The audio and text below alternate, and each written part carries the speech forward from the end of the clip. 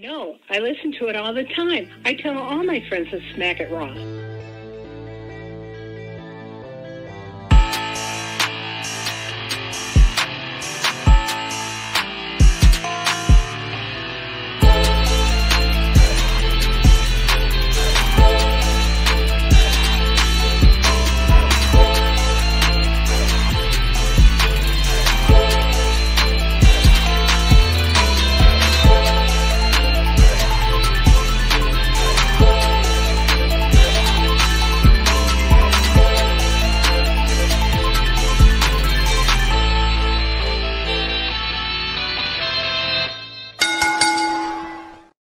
Following podcast contains mature content. The views and opinions expressed by the host are not necessarily those of the host. Listener discretion is advised.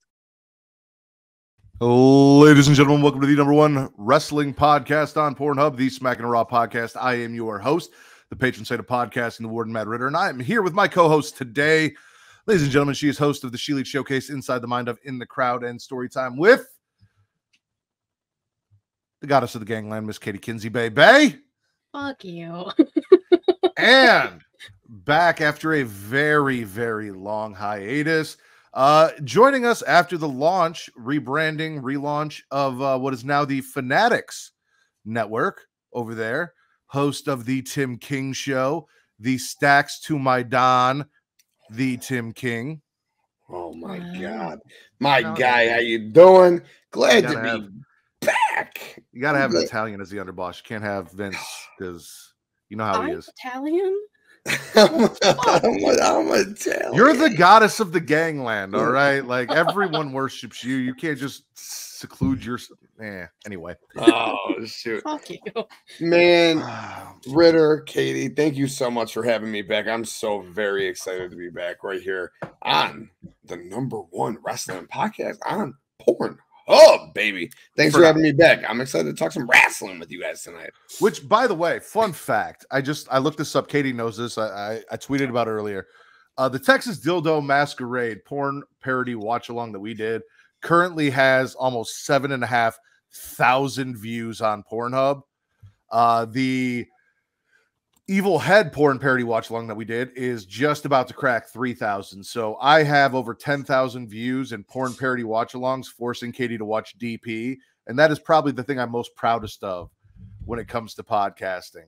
And then the one that I made her watch that didn't have DP, Pornhub wouldn't let us post. So the only one that I actually kind of enjoyed. Listen, I have to find more videos with DP so we can get back to that. Stop, I really enjoyed no. it. Don't blame me, blame Pornhub. They're the ones that didn't want it. Speaking of DP, Vince is in the chat. And heads up for you guys. Katie is still deciding.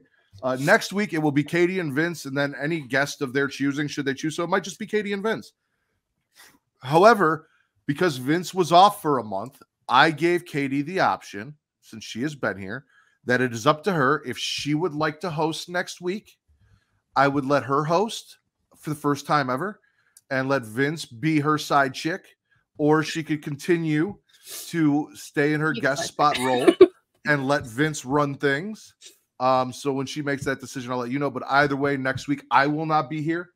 My best friend is coming in from Tennessee, and we have a Halloween party on Saturday night. So I got a babysitter and shit. I'll be out. And I think I've earned a week off here or there. So you guys will enjoy Katie and Vince next week. Sans me. Yay. No, my other best friend will. Oh. My other best friend. Sorry. We can't count tonight because you're not here, Vince. And I shouldn't have said that because he'll just hop in now. But yeah, why did you say anything? It's gonna be a conversation elsewhere. I want to thank everyone joining us, whether it's over at twitch.tv/Creation World, where if you have Amazon Prime, you get Prime Gaming. If you get Prime Gaming, you get a bunch of awesome shit for a bunch of cool games like Pokemon Go and Diablo and all sorts of shit. But you also get a free subscription on Twitch every month if you link your Prime Gaming account and your Twitch account, which means you're already paying for Prime, so it costs you absolutely nothing. You can throw it towards your favorite Twitch streamer, which should be me. But if it's not me, any of your favorite content creators, lesser than me, are also okay. So go give it to one of them or equal to me, like our boy Will Gray over there. I'm sure the Fanatic Network can. You guys are getting subscriptions and shit over there, right? On Twitch. You guys would appreciate, we're someone throwing some Jeff Bezos money your way. Yes, sir. Always give us that money. They've got a shit ton of fucking content and shows for you guys over there. So whatever your preferential content is that you want to go support, please support it. Please support Katie so that she can start receiving subs on Twitch, not just off. We would really appreciate that. Or you guys can be watching us over at youtube.com/creationworld, where it is free to like, to subscribe, to comment. Katie, what does that do? Boost the algorithm, helps find new listeners. And we are whores. We want to be shared as much as possible with everyone. We, as in me, as in Creation World, as in Smackin It Raw. Giant man whore. Please use me. Give me to your wife, your sister, your cousin, your friends, everyone. If you enjoy me, they will too. Spread me around as much as possible. Do that. And when you do that, make sure you let them know to flick the bean. Little notification bell up top. Get notified every time we go live, whether it is Monday through Friday for the Creation Conversation. You can catch me and Katie this Monday, whether it is Saturdays for Smackin It Raw. Right now, you're watching at 11 p.m. Central, or every other Sunday, including next Sunday for Getting Off, when we figure out what the fuck we're going to do next Sunday for Getting Off, because we haven't even talked about it, but it will be here, and you will enjoy it. True. Katie. Yo. It's your turn. Do your thing. So it's crazy that I only have 3 things that were not on a weekly show for news and rumors. Only 3. Coyote's last match was for Stardom, happened this week, so she's officially done with her Stardom contract, which means WWE will be in her future very soon, based off of everything I have been seeing. And also a shit ton of people are hurting Stardom right now, so something's going on over there. I don't know what the hell's happening. A lot of people are hurt. So that's not good.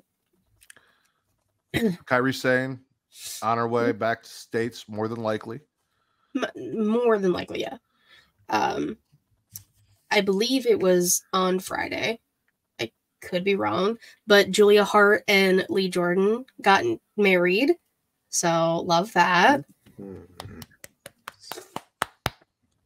I mean, yeah, Friday the 13th wedding, that's even better. That's fucking awesome. I'm assuming. I think it was on Friday, but I've seen varying posts. And then the final thing was that, like, nobody's even talking about Kofi Kingston just opened, I guess, the library and digital center in Ghana that he's been working on for a while. So, like, that's finally opened.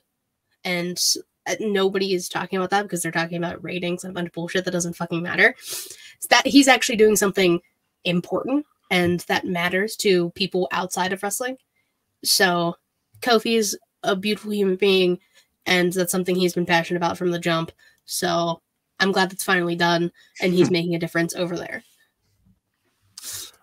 So 2 things that Katie didn't mention. It's probably not recent, but it's been more popular recently, or more promoted. Dana Brooks' fan time page is live. You can go check that out. Ashley Sabara, if you're following her, it's available. Don't. I wasn't going to talk about that. Why not? We talk about everyone's OnlyFans and fan time and fan. You can get a lot, like probably the best wrestling content in that way from Velvet Sky over at Fansly, by the way. Just saying. Anyway, also Mandy Rose and Paige Van Zant just recently did another collab, so that should be dropping within the next few weeks if you're still subscribed to either of them, wrestling related. But Vince McMahon got shoved the fuck out of Endeavor. A lot of people saying that Endeavor decided that the people that are, best suited to the role should be running them, and they've given full creative control to Triple H. But this leads me to a little bit of a rant that I wanted to go on. So there's been a lot of shit this last week on Twitter, right? Tony Khan may or may not be losing his goddamn mind. And then a lot of AEW diehard fans have also lost their goddamn minds. I've told you guys, if you follow me on TikTok, if you listen, blah, blah, blah, saw the tweets, I did not watch any AEW this week. Not for lack of trying. I tried to watch Dynamite. I tried to watch both shows at the same time when the Tuesday Night Wars were happening. And AEW TBS has still decided that Xfinity users who are not connected to their home Wi-Fi network cannot watch AEW on a mobile device away from their home Wi-Fi network. It is blocked. It says that the program is not available on my device. And I tried multiple devices. They said, fuck you. This is the second week in a row. And I'm petty as fuck. So like, if you're not going to let me support you, especially when you're going head to head with the competition and I'm trying to be cool and be like, yeah, let me support both shows. I'll put one on each and I'll watch both. No, if you're not going to let me fucking do that, I'm just not going to watch.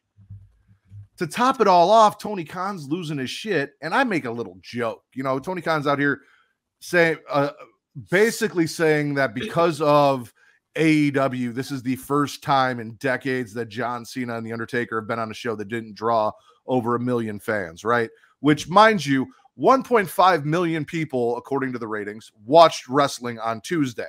SmackDown normally gets like 3 to 4. So I don't think the 500,000-ish that AEW got, or 6, was the tipping point to make sure that that show didn't get it. It's just people aren't watching NXT. It is what it is. More people tuned into NXT than they have in a very long time. It was almost 1 million views. It wasn't Tony Khan. So I said he was talking really big for a guy who was scared for his life because a scuffle happened near him.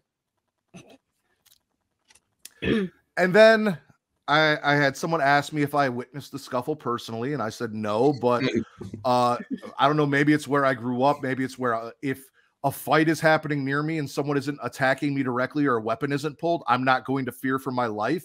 That's either overly exaggerated or really sad. They said, kind of like you, have a good day. Okay, fine. Yeah, I guess I'm really sad because I'm not scared of a fight. Someone else also told me to keep sucking Vince McMahon's dick, which is how we got on this subject, and then called me a homophobic slur, but went out of their way to censor it, which I thought was weird because, like, why would you censor the G's in that word? Why not just, if you said it anyway, like you typed it out, so why not just fucking say it? Why are you, It doesn't make you a better person for putting asterisks in the word when you still fucking called me it. Like, it's not how that works. And I've seen a lot of my friends and everyone get attacked on Twitter by these AEW fans who feel like they're being attacked because Tony Khan's getting made fun of because he won't shut the fuck up. I'm not even going to talk about the whole thing with his mom and the Mayo Clinic and how that also became like a side shot at WWE when it didn't have to be. I guess I get the idea behind it that you felt personally affronted by WWE because of that, and now you think of that, blah, blah, blah, blah, whatever. But if we're trying to celebrate all the work that the Mayo Clinic does, maybe don't take shots in that tweet. Maybe make a separate tweet later, by the way, like, oh, also today this happened, not in the same tweet. That's just my personal opinion. But a lot of my friends getting attacked by, here's the thing. The suck Vince McMahon, keep sucking Vince McMahon's dick, blah, blah, blah. Like, just because I watch WWE and I like WWE doesn't mean that I ride for fucking Vince McMahon. Never once in my life have I defended Vince McMahon. He is a fucking scumbag, and we have talked about it plenty on this show. If Vince McMahon was out here tweeting like Tony Khan or Donald Trump, I would not be in the replies fighting everyone for Vince McMahon's honor because he's making an ass out of himself and he's asking for it. The thing is, he just shuts the fuck up and stays off social media. So he has to fuck up for us to say something about it. Tony Khan, on the other hand, is running his mouth all over social media, making a spectacle and making it easy for us to pick on him. That is the only difference. But I'm not out here defending Vince for the fucked up shit that he did. We're not riding for Vince McMahon. When I saw Vince McMahon left the first time, we fucking celebrated. Now he got pushed out again. I laughed my ass off. It was fucking hilarious. We've wanted Vince gone for fucking ever, and we're happy about it. So it's not the same thing. And just because we attack Tony Khan for being on Twitter, making ridiculous statements and accusations and all sorts of shit, doesn't mean we don't like AEW. Doesn't mean we're attacking AEW fans or you need to feel attacked. How can you be so fucking insecure that you feel like I said something about a billionaire that doesn't give two fucks about you that it is a personal affront towards you or the. Listen, we talk AEW every week. I love Tony Storm. I love the MJF Adam Cole stuff. Samoa Joe, House of Black, the Acclaimed. I could go on with all of the fucking things that AEW does that I enjoy. And yes, Tony Khan gives me that. Okay, that's great. That doesn't mean he's not acting like a fucking jackass. I would say jag off, but yes. Jag off, jackass, whatever. Like, this is what not about a jaguar. Get how do we I didn't realize Justin from the Get Your Podcast was here. God fucking damn it. Oh, I love Just, so if I'm getting compared to Just, I'll throw it up.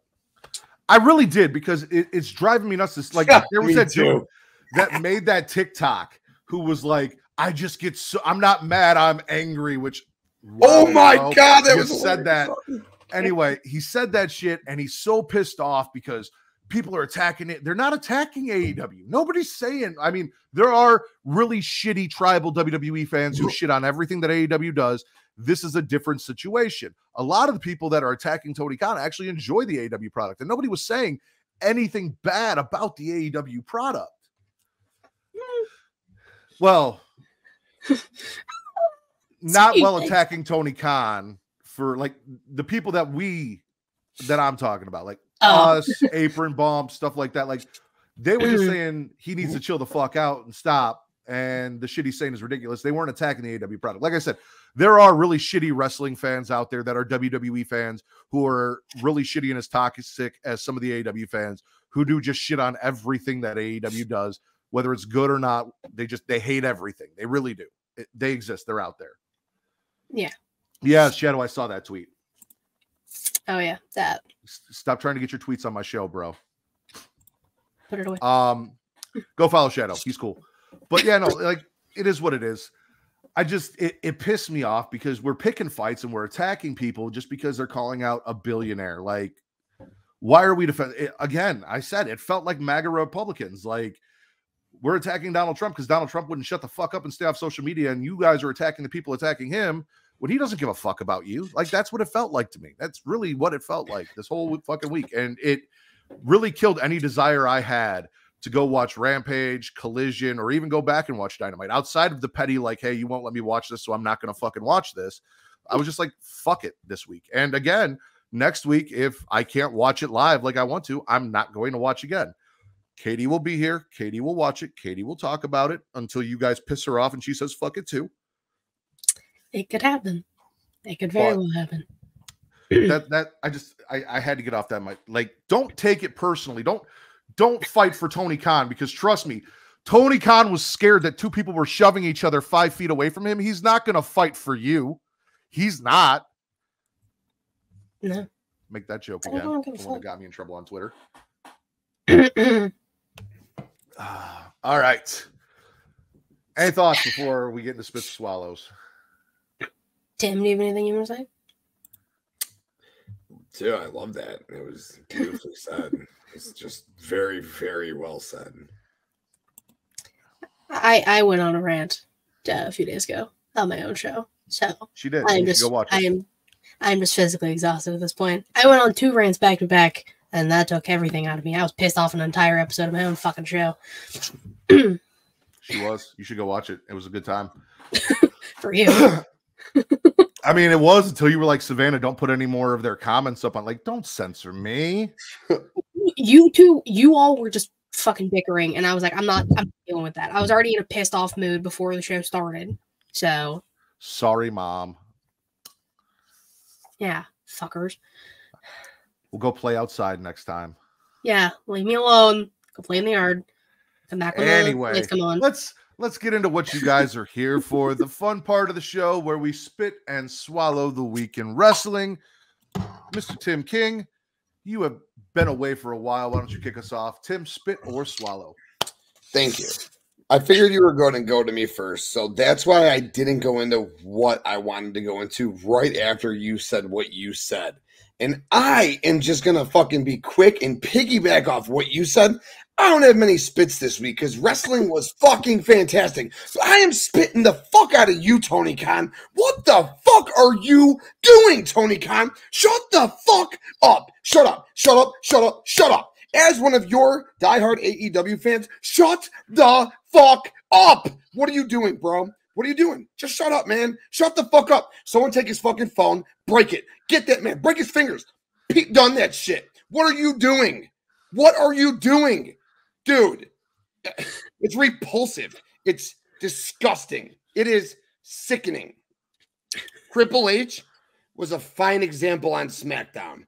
He laughed when Dominic Mysterio was getting the actual boos from the crowd, and he goes, oh, it's not actually piped in crowd noise. He's on social media, but he's not tweeting like a fucking child. Shut up! That's all I got. We could put him in that saw trap from the new movie with the fingers. That's literally what I was thinking. Every time he goes to tweet, you just turn it up a notch. Dude. Yep. Fuck. Matt, I was literally thinking the same fucking thing. All right.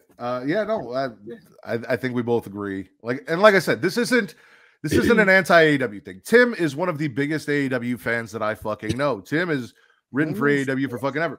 I have a signed picture of Abaddon right here in my office that Tim personally sent to me because he knows I love Abaddon and he subscribes to the AEW Wrestle Crate.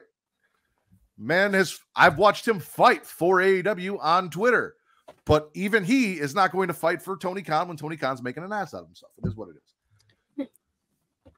Katie, spit or swallow. How do I even come after that? Like, what the fuck?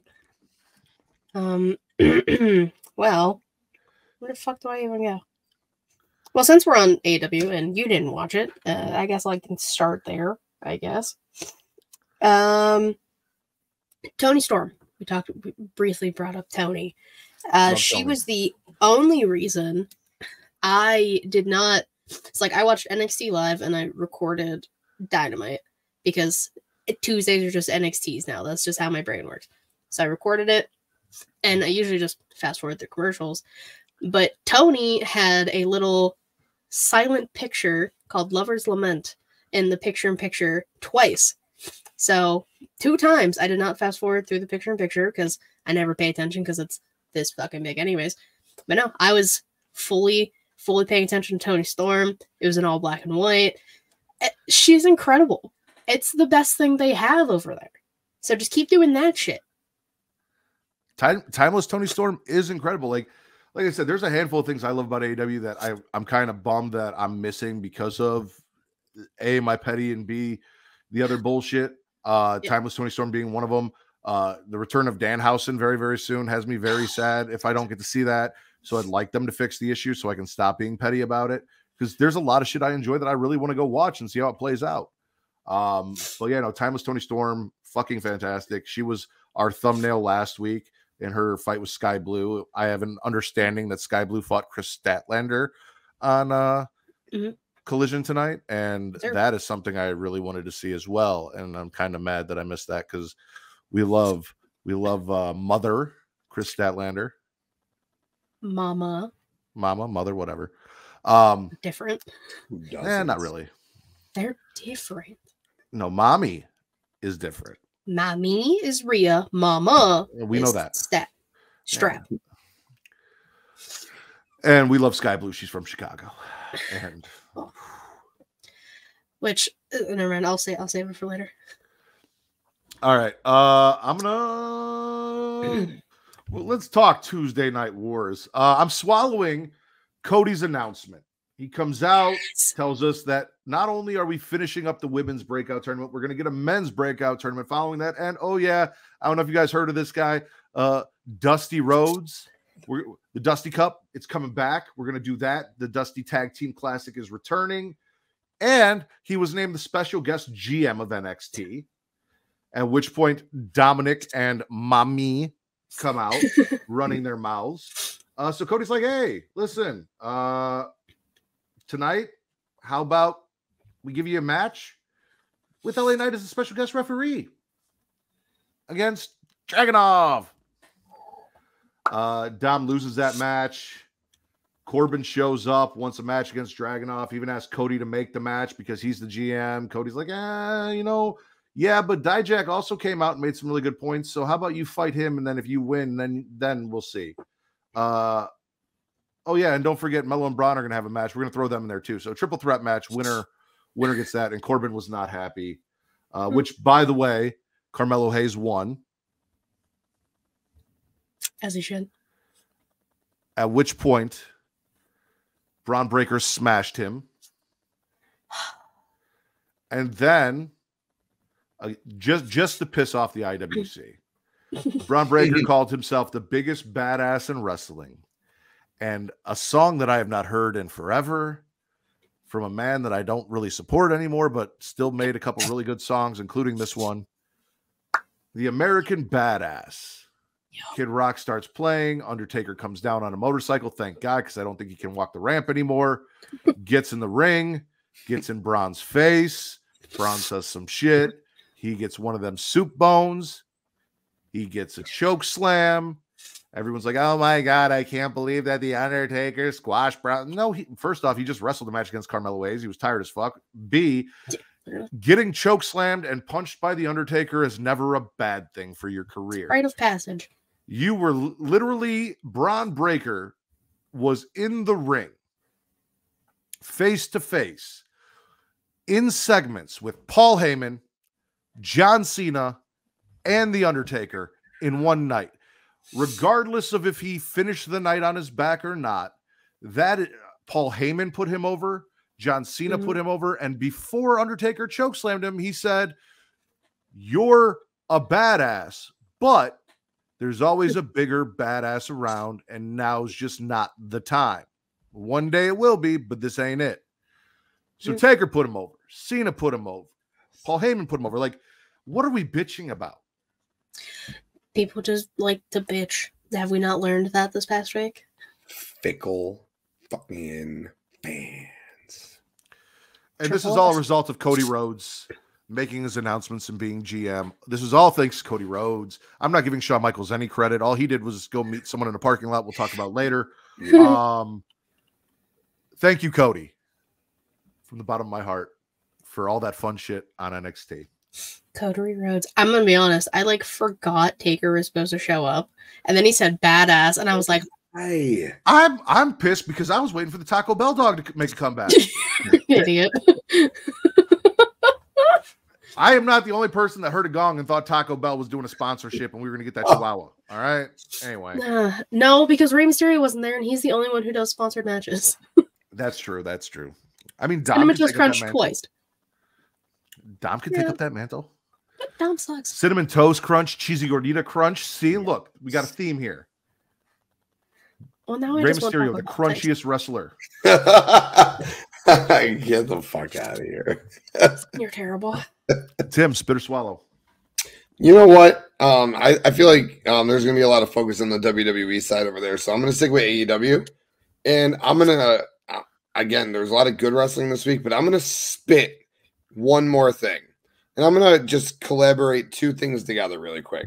Santana and Ortiz are having a swallow-worthy fucking feud. And I mean a swallow-worthy fucking feud. A deep one. But two hands, ladies and gentlemen. But right, like a big old fucking swallow. But who's watching it? Where's it going on? It's on Rampage. Who the fuck is watching Rampage?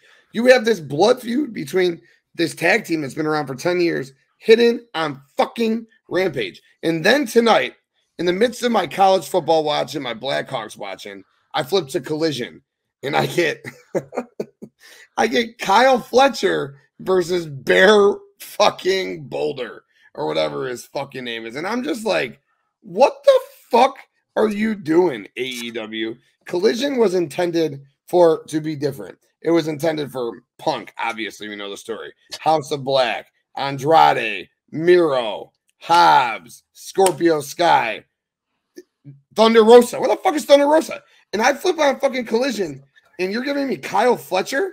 Dude, it's all they're so fucked up with what they're doing right now. Collision is quickly turning into Rampage. What the fuck does that mean for Rampage? awful. I mean, Dark. Thunder Rosa's trying her best. She tweeted Tony Khan a happy birthday. Talked about she's still how not awesome he is. cleared. That's why her back was just that fucked up that she's not cleared yet. Oh, is she not? I thought. Oh, I'm not. Last I heard, which was like a month or two ago, she was like close, but not fully yet. You'd be more in the know than me. I'm not in the know, nor do I pretend to be. I just been waiting for her to come and show up with Mercedes and Diamante, who's the leader of their faction, and then go after Stat and win the TBS championship or something along those lines and make it like a Collision thing. I expected Collision just to be a different show. Collision is a glorified Rampage at best. It's just, I don't know. It is now. Yeah, now. A lot of people were saying it's not CM Punk's show, it's Daniel Bryan's show, and that's why it's been so good. But I feel like the quality has fallen off since CM Punk has left, in my personal opinion. A lot of, like, we featured House of Black every week. Miro was a big feature every week. Obviously Ricky Starks, who is now a tag team champion, apparently, and that happened. A lot of stuff I was really enjoying that Collision was doing after they fired CM Punk for making Tony fear for his life by pushing someone near him. It's kind of fallen off for me a little bit. And mind you, I also haven't, like, they run on Saturdays. WWE pay-per-views are on Saturdays. A pay-per-view is always going to be priority over a television show. It is what it is, unless, of course, it's a pay-per-view that I have to pay a shit ton of money for with a bunch of wrestlers from a different company that I don't watch. That's a different story. Katie, spit or swallow? I'm going to... Where do I want to go? I'll stick with Dynamite for now, since and new 3-time AEW Women's Champ Hikaru Shida, which, let's be real, Shida has been holding the division down since the jump and the pandemic and did not get the respect she deserved. So now, hopefully, she can have a nice title reign in front of people, not just wrestlers and 20 fans in Jacksonville. I mean, I didn't expect her to win, I'll be honest. I really thought Saraya was going to hold the title a little bit longer, not losing on her second defense. I'm not mad because I fucking love Shida. So I'm 100% swallowing it. And Toni Storm came out and beat the shit out of Ruby Soho with her shoes. That I didn't watch for the shoe. That I did see. And again, we love Toni Storm. I am in the vast minority of people that really enjoyed Saraya and enjoy Saraya and think she's great and was happy that she won the championship and wanted her to do more. A lot of people hate her because of her dating choices. I've gone on record saying if I hated every woman for the person that they dated, then a lot of my favorite female wrestlers would not be my female wrestlers. It is what it is. But that aside, she does fucking fantastic. She's a great wrestler. She's great for the women's division, and I'm happy. I love you too, Kyle. You're so sexy. I mean, she might. I don't know. I've never gotten close enough to smell her, but I bet if you put that on Twitter, she'll fight you about it. So there's your engagement. Oh my god. See, but like, who wouldn't mind smelling her? I mean, right. Okay. Saraya getting roasted by people is actually so fucking hysterical. Like, because I know she like doesn't expect people to pop off the way they are, but some of these people replying had me in tears. I can't remember which ones they were exactly, but I was fucking dying. Ew. I was thinking fish and chips. Yeah. I mean, that's better than cabbage. I was thinking like a good sweat and some weed or something. I have never known a woman to be happy to say that she smells like any kind of fish, even if it's with chips. No. Jesus. While we're talking women's wrestling, back on Tuesday, you know, the same night that this happened, with Asuka versus Roxanne Perez. What did WWE do? They said, you know what, Matt, we appreciate you sticking around and supporting us. Here's something for you. Shotzi comes down in her motherfucking tank. She does commentary. She lets us know that her and Scarlett are going to be tag teaming the fuck out of hosting duties for night 1 of Halloween Havoc, which I couldn't be more excited for, because Shotzi is one of the best, if not the best hosts ever for Halloween Havoc. The first year she killed it. We had Quincy the second year, and that didn't turn out so well, but Shotzi was still fantastic. Yeah, Shotzi was there. Shotzi was great. And looked fantastic. And she's going to be back again this year. Roxanne also, had her match with Asuka, and that was great and cool for her. Kiana, I mean, she had a shit ton of people eyes on her. She won, right? She beat Asuka. Because Shotzi was holding her hand up at the end, and I kind of missed a little bit of it there. No.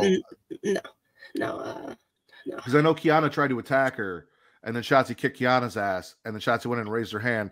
And I thought she had lost because I saw Asuka do the respectful bow and everything, and she was sitting there. But then when Shotzi raised her hand, I'm like, did I miss something? And did she win? No, she didn't win. Okay. Well, still had a great showing against Asuka.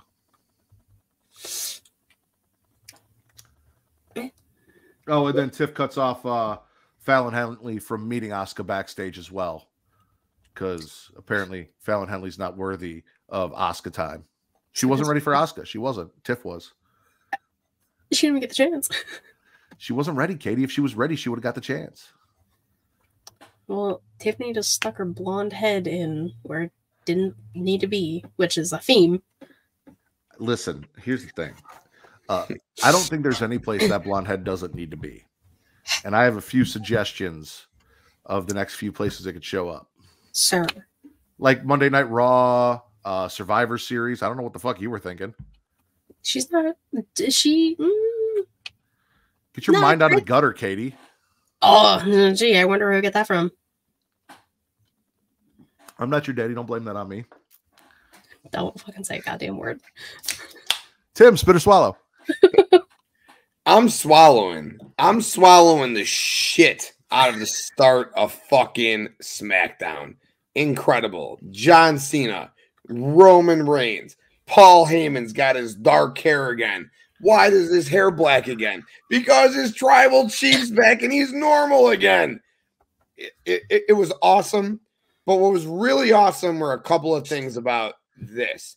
First of all, LA Knight, looked like a fucking superstar in that ring with John Cena and with Roman Reigns. And what I didn't realize at the time, I saw on Twitter, I'm sure we all did, was how he dropped John Cena bars in his promo against Roman Reigns. Like, I mean, come on, that is cool as fuck.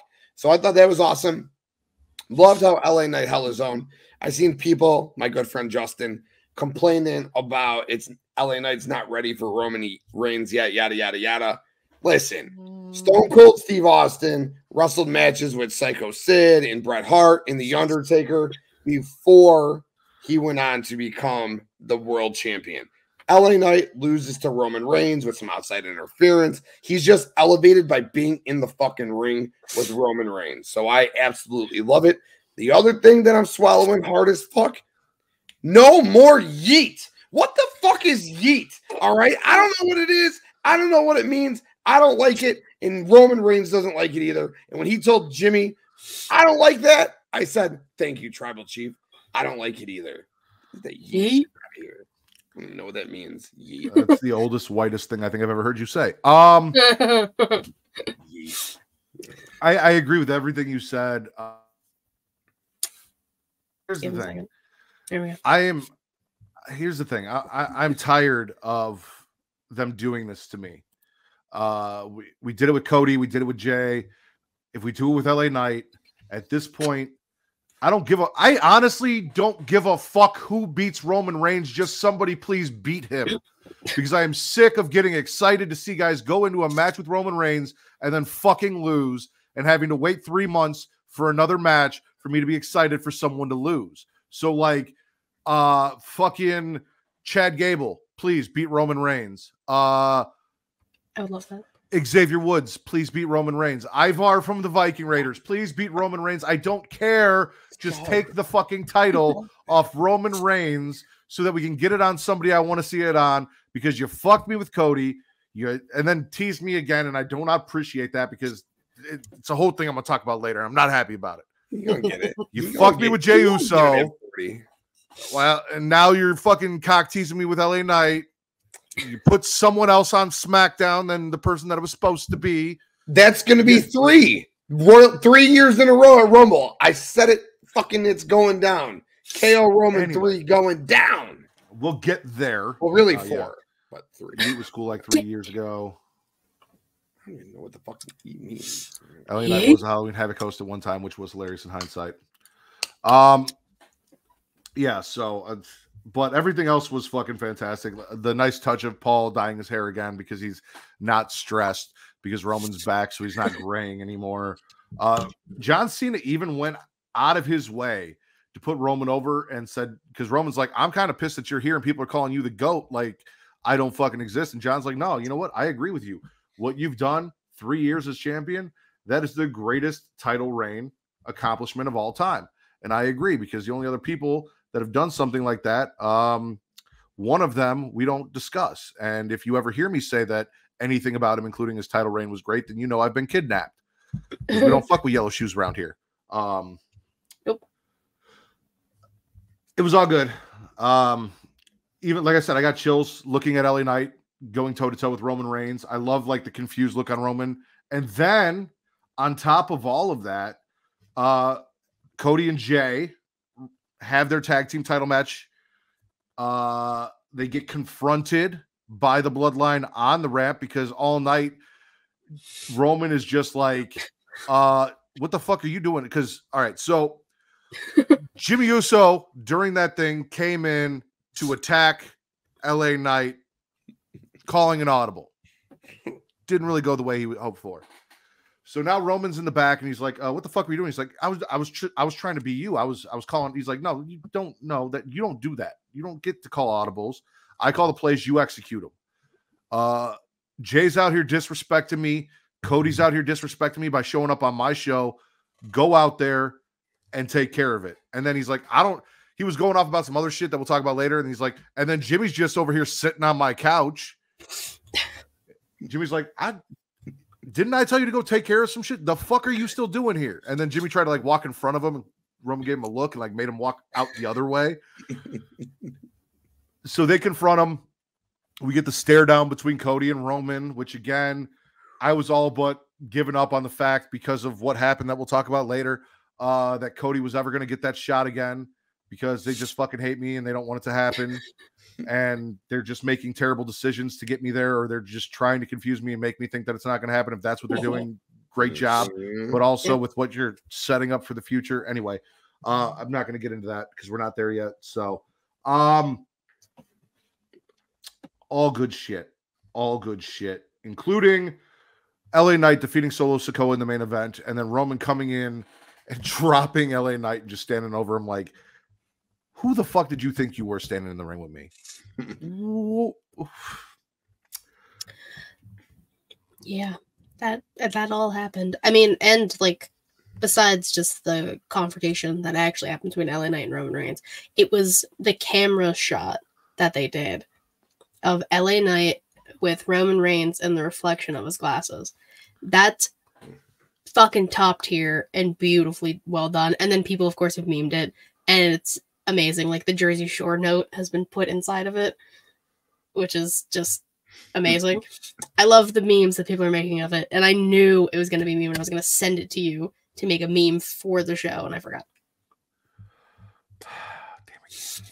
Can I say one more thing about the stare off on the ramp? It would have been a lot better if John Cena was there, because I really feel that at WrestleMania we are going to have Roman Cody, John Cena versus Solo Sikoa, and Jimmy versus Jay. And John's going to put Solo over because, you know, John and Humaga had that fucking blood feud, and Solo's going to go over John at Mania. So it would have been cool if they all 6 of them was on that ramp. And, you know, that's it.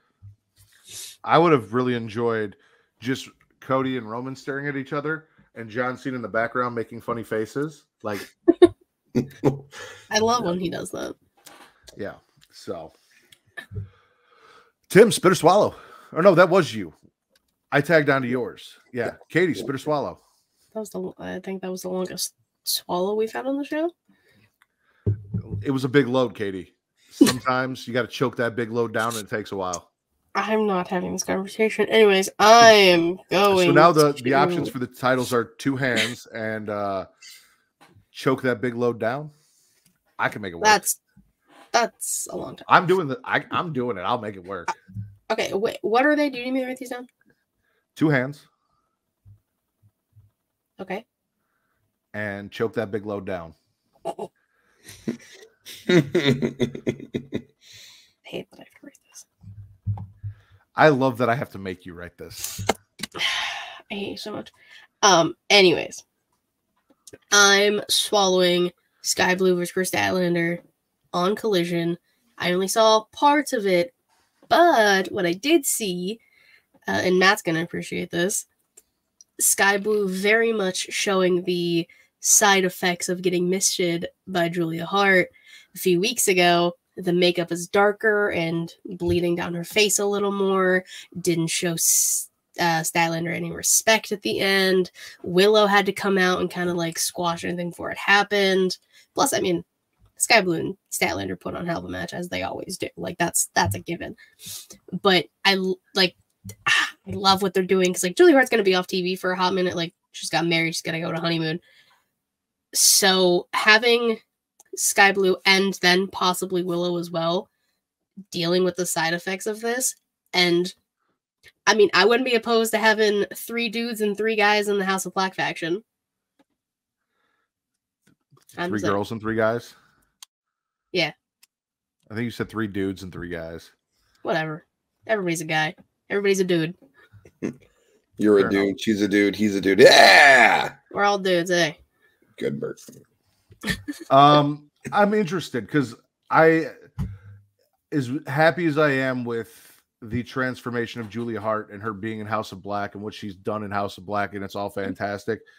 I was a big antagonist of how they went about it with her getting the black mist and black mist and how it took fucking forever for her to turn and the way it all played out. In the end, it worked out great and I fucking love it and I'm glad it happened, but I feel like they waited too long for the turn to happen and they didn't. I wasn't a big fan of the way they initially turned her after she got misted from Malachi. Mm-hmm. So knowing she's going to be off TV for a while, knowing that her and Willow are both kind of doing the same thing after getting misted. Maybe Willow. Willow was like kind of like meaner in her match last week. I don't think she had a match this week that I saw, but like Sky is definitely the one out of the 2 who's showing the side effects. Yeah, so I'm for it. Which would be good because she got her push, she won her matches, and since she got her push and won her matches, I mean, she's been on a pretty substantial losing streak. So turning her heel would be very refreshing. So, and it gives her fresh opposition. You know, she goes against the faces then. So let's go. I'm with it. And then you can create a women's trios division with. I'm just kidding. No more cycles. You're fun. Both of you to assume that women get more than one match on a show, Tim. Please do, please. Oh, I mean, fucking beat that fucking in the ground. God, it's a joke. 4 years in, 5 years, I guess. Yeah, 5 years. Fucking stupid. They're great. They're doing so well over there. So, fucking stupid. I have this as a swallow, but I'm not going to lie. Katie and I mutter under our breath. You wouldn't think I liked AEW if you listened to me tonight, would you? No, you wouldn't. Though we do this all the time, so this is nothing new because we want better for their women. We love their women's division. We love the women in it. We want to see them featured more. The fact that Abaddon has not had a TV match in October is... Who is Abaddon? Yeah, exactly. I don't know who Abaddon is. Griff Garrison has had more TV time than Abaddon. Griff should have joined the House of Black with black hair. Griff should have joined the House of Black. How dare you? Just my homie. That's my boy right there. I have this as a swallow, but I'm not going to lie. When I heard Cody Rhodes say the words, we'll call it the bada bing, bada boom battle royal, I felt a certain way about it. I'm not going to lie. I might have been okay with just calling it the bada bing battle royal. Like that I feel like that flows a little better, but going up to the Don and Stacks and be like, you know what? Yeah, we'll call it the bada bing. I felt like he was making fun of us. I didn't feel like that was No. sincere. No, What is Cody Cody Rhodes Rhodes? would What never. is Cody Rhodes? You don't think he's got any Italian in him? No, I You do think he's not. got like 25%? Listen, just because I can talk like this does not mean it is the Italian side of me. That is not how that works. This is just a Dusty Rhodes impression. This is not the rack. Do not get excited, ladies and gentlemen. When you dye that hair black, he looks a little dago. You maybe pull it off a little bit. I don't know. I felt like he was kind of like, I'm excited for the battle royal. I love That what they too. did. Yeah. He did just shout Again, Gabagool. No, he didn't. Did he really? Also, did. also write down Come Gabagool for the on. title as well. Gabagool. All right, hold on. Yeah. Shut the Yeah, no, fuck he up. did at the very end as he walked off. He's like, Gabagool. And I'm like, see it now. It I was feel like you're like making fun of us. so loud right as like it was like transitioning to another scene. Yeah. That would have been I like felt him like he was screaming like making fun prosciutto and walking away or something. Yeah. Ah, No, yeah. I fucking love prosciutto. I feel like we were being It's made a great fun of. meat. And, It's but see, I'm hungry. Fuck. happy about the tag team battle royal. Happy for the tag teams in NXT. Gonna swallow it despite feeling a little bit mocked. Forget about it. Tim, spit or swallow. Oh boy, back to me. Okay. Generally how I'm this gonna go. works. I'm gonna swallow. I'm gonna stick with AEW. I'm gonna swallow. I love brawls. I'm gonna swallow the end of Dynamite and the end of Collision. A lot of people were ragging on the end of Dynamite. It was a big brawl to end the show. I really enjoyed it. You had a lot of different people involved. You got the BCC involved. You had the Mogul Embassy involved. You got Christian and his new little faction involved. Edge, Adam Copeland, whatever the fuck the Rated R superstar, he's involved. I like it. I like brawls. I'm curious to see where they're going to be going with all this. Dynamite ended tonight, or Collision ended tonight with FTR getting involved. So that's where my big swallow is, because now Edge is essentially going to replace Phil, and we're going to get Edge and FTR involved in whatever we got. And Ricky and Big Bill came out to help Christian and Luchasaurus. So I'm assuming next week on Collision, for the first time ever, we're going to have Edge and FTR against Luchasaurus, Big Bill, and Ricky Starks. And I am swallowing the fuck out of Edge and FTR together. FTR trained Edge to get him back healthy and get him back in the ring.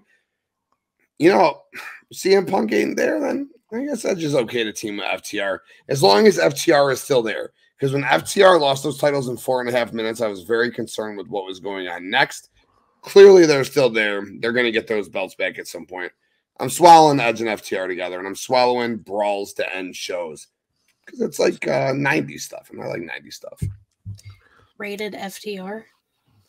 I'm never All the going fucking to church. complain about ending with a gangbang. You're that's okay. I like that one. I do like that one.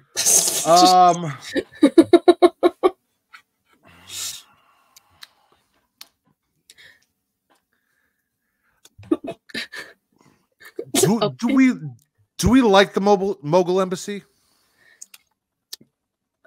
We like Swerve and Prince Nana. Okay, so we're same page then. All right, because With Brian Cage as Swerve's only muscle. No. That's the thing. I don't- Brian Cage. I don't understand. Like, I love Swerve, AR Fox, Prince Nana, even the tag team, the Gates of Agony. Sure, that one. Those two Put guys. some respect on Toa Leona's name, god damn it. Taya Leone's in that? I'm done with you. Continue. Is this why didn't they call themselves Bad Boys then? Anyway, I don't understand that faction, because like none of those guys look like they would hang out. None of them look like outside they would be friends. They really don't. So I'm looking at it like, especially Brian Cage. Brian Cage especially looks like he does not belong there and he is uncomfortable. I don't know. So He's also injured apparently. it is what it is. He loses. He gets matches. He just loses a lot of them. Oh God! Honestly, Lance Archer would make more sense in that faction, I feel like, than Brian Cage doing his whatever the fuck The face paint and the like. I feel like Swerve should just have one muscle, like one guy for muscle. Like I don't think he needs 3. You know what though? I'm not gonna bitch because I'm just glad he got rid of fucking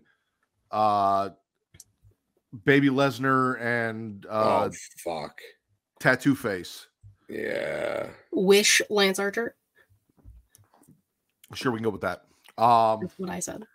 Because yeah, his white boy bodyguards was that was not working for me either. So, and I love Swerve. Swerve's fucking great.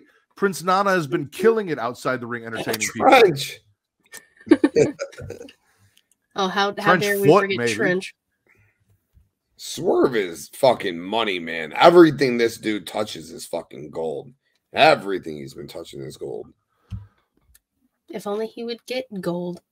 He will. I talked about that on Circle of Debate earlier today. I'm very confident that he will become the first black AEW world champion by like November of 2024. I feel like that's when this is going to go down. Like a full year. He don't need to hold no bullshit international TNT. No, just keep him doing things with big people, big stars like Bryan Danielson, Hangman, and then put him in the match with like whoever it is, Adam Cole or whoever the fuck the champion is, and have him win the belt then. Swerve for world champ 2024. King Midas, Justin. He fixed it. With a okay. He fixed it.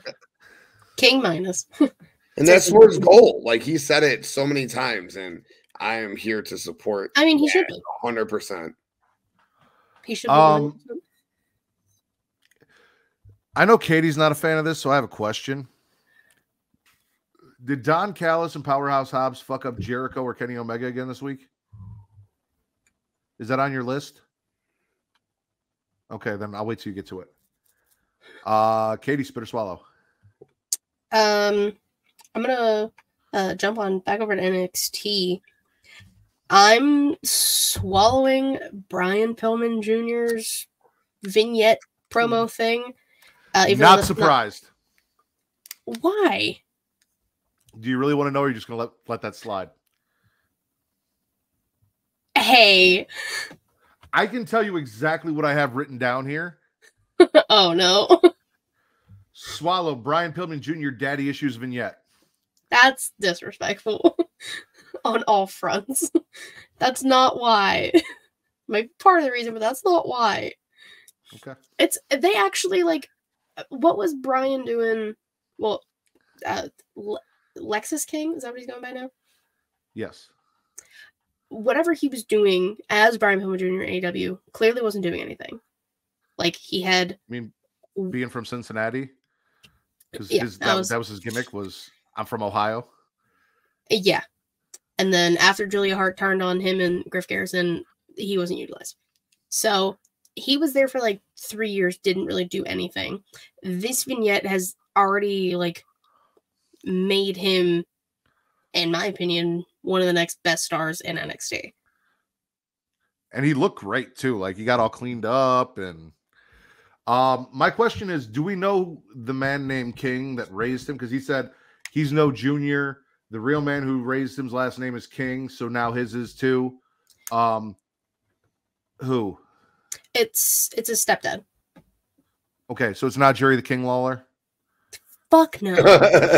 It's not Tim King. It's not me. It's not one of my many. Not this No, guy. I don't think I was old enough. Not quite yet. Maybe And it's not Jimmy King. No. Okay. I wanted to check because like him coming out and doing a Jimmy King thing from God damn it, Martin Kyle. Luther. I will rule you. Anyway, Yeah. God fucking damn it. Oh my god. No, I loved it. It was great. Joke about you aside, which is legitimately what I wrote down was daddy issues. See, it's the fact that you wrote it down, and I knew you've been waiting a month to make a joke. I did not plan. I wrote that down because that's what it was. It was a daddy issues promo. He's got daddy issues. The fact that you came in and swallowed it just made it easy to make that joke. But that joke was not there for you. That was just how I perceived that promo. I was actually not planning on saying anything about you when I read it. until you're like, I like that promo. And I'm like, connecting the dots. You are the worst. Anyway. While we're on NXT, I'm gonna swallow the fact that Paul Heyman sat down with The Rock's daughter to discuss the bloodline behind closed doors, because we know Dwayne's not showing up for the bloodline. Nope. But we also know that the bloodline has needed a female member for a while, and they have passed on many opportunities like Tamina Snuka and Nia Jax and Naomi. So Ava can we Raine. put Ava Raine And in the Schism's bloodline, dead. please? Schism is essentially dead.